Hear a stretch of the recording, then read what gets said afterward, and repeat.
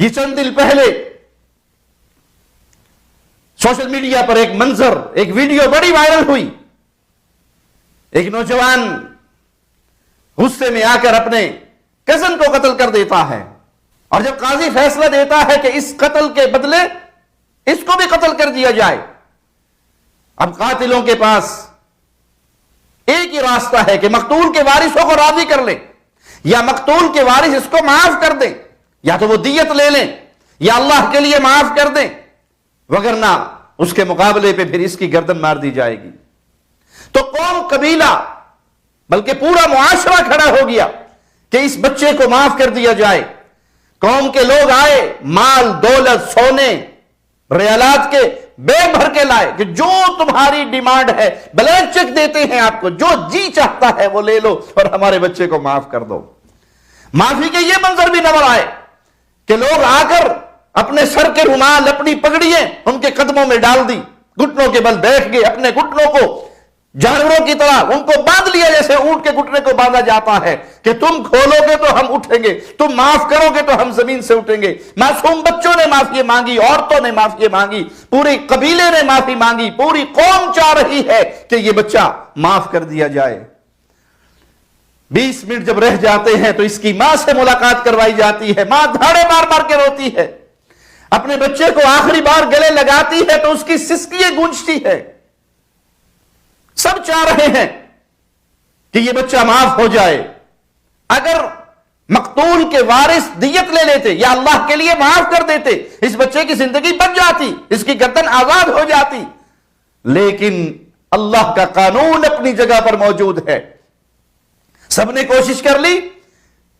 اگر بادشاہ وقت بھی چاہتے کہ اس کو معاف کر دیا جائے تو طریقہ وہی تھا کہ مقتول کے وارثوں کو راضی کیا جائے. مقتول کے وارث راضی نہ ہوئے، انہوں نے کہا نہیں، ہمارا بچہ مرا تھا، ہمیں بھی تکلیف ہوئی تھی، ہم بھی روئے پیٹے تھے، ہمیں بھی دکھ ہوا تھا، ہم تو خون کے بدلے خون کے سوالی ہیں. تو اس نوجوان کی گردن کو کاٹ کر اللہ کی حد کو نافذ کیا گیا اور اعلان کیا گیا یہاں کسی چھوٹے بڑے میں کوئی تمیز نہیں. اور ہم نے تو وہ منظر بھی دیکھے کہ قاتل شاہی خاندان کا فرد ہے، اور وقت آ جاتا ہے قاضی فیصلہ کر دیتا ہے چونکہ یہ قاتل ہے، اس کو جواب میں قتل کیا جائے گا.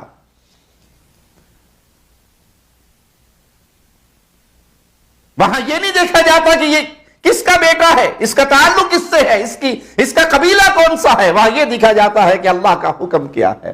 جب اس طرح اللہ کے حکموں کو نافذ کیا جائے، تفریق کے بغیر، تمیز کے بغیر، یہ چھوٹا قبیلہ ہے یہ بڑا، یہ امیر کا بیٹا ہے یہ غریب، یہ شاہی خاندان کا ہے یا عام عوام کا فرد ہے، اللہ کا قانون ہے، اللہ کا حکم ہے. اللہ کے حکم کے سامنے سب کی گردنیں جھکی ہوئی ہیں، تب اللہ کی رحمتوں کا نزول ہوتا ہے. یہی وجہ ہے سعودی عرب، بلاد حرمین، امن و امان کا گہوارہ، یہ پیارا معاشرہ، اس کے پیچھے سب سے بڑی بات اللہ کی وحدانیت.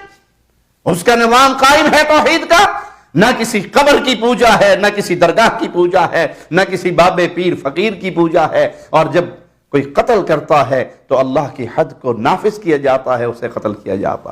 اس مبارک معاشرے کو لے کر ہم پوری دنیا کو دعوت فکر دیتے ہیں. اپنے ملکوں میں امن و امان چاہتے ہو تو لوٹ آؤ اللہ کے حکموں کی طرف، توحید کو غالب کرو، شرک سے اپنے معاشروں کو پاک کرو، اللہ کے نظام کو، حدود کو نافذ کرو، تمہارا ملک اور تمہاری قوم بھی امن و سکون میں سانس لے گی. اللہ بلاد حرمین کی حفاظت فرما، اللہ یہاں پر اپنی رحمتوں کا نزول فرما.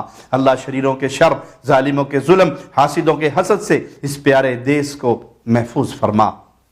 اللہ خادم حرمین شریفین کی حفاظت فرما. اسی طرح اللہ کی شریعت یہاں غالب رہے اور اس کے فوائد پوری دنیا دیکھتی رہے اپنی آنکھوں سے.